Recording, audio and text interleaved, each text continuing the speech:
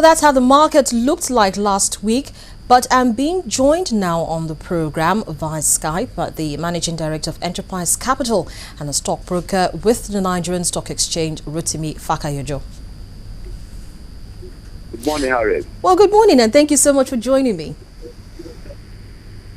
Now, Rotimi, how would you rate market activity for the week just ended?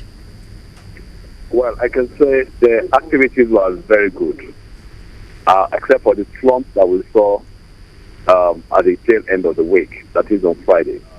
The average value done for the week was about 4 billion, as against 2.8 or thereabout that we've been seeing in previous weeks. And we saw quite a good number of gainers, and those gains were only marred by the huge loss from Nigerian Breweries and Dangote Cement. So basically, the week was very good, and it's a good pointer to the direction that the market is going to go even before the year ends. Much of the fact remains that the exit didn't close above 30,000 basis points. But investors and operators are like us still of the opinion that we are going to close the year at about 40,000 basis points. So I believe strongly that the market is moving forward, and that we have good fundamentals to support the trend in the market. All right, now, Rotimi, let's take a look at the sectors for the way trading went. Which sector did investors favor last week, and was there a particular reason why they did that? Well, I think there was a lot of activities in the conglomerates and also in the banking subsector. For the conglomerates, we saw much activity in Transcorp, Transnational Corporation of Nigeria, Transcorp. And also for the banking sector, we saw a lot of activities in Zenith Bank PLC. I think these ones are for Transcorp Nigerian PLC.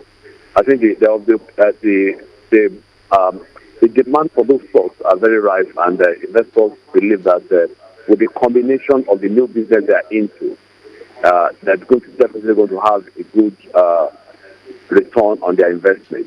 Then for Zenith Bank, I think it is not clear-cut what has really been responsible for the upsurge in the demand for the stock. But I believe basically is potential being seen, and the sustainability they are seen in the profitability of that company. And this has really come a long way. Now, Rotimi, looking at what to expect for this week and also for today, what likely trends should investors expect? Are there going to be any likely price correction of some stocks? You just mentioned Zenith Bank has been witnessing some high activity. So are we expecting to see any price correction? Well, I think we've seen a lot of activities in the demand for the shares, but there hasn't been much activity in price movement for Zenith Bank. So there may not be really any correction for one to look forward to at this point in time.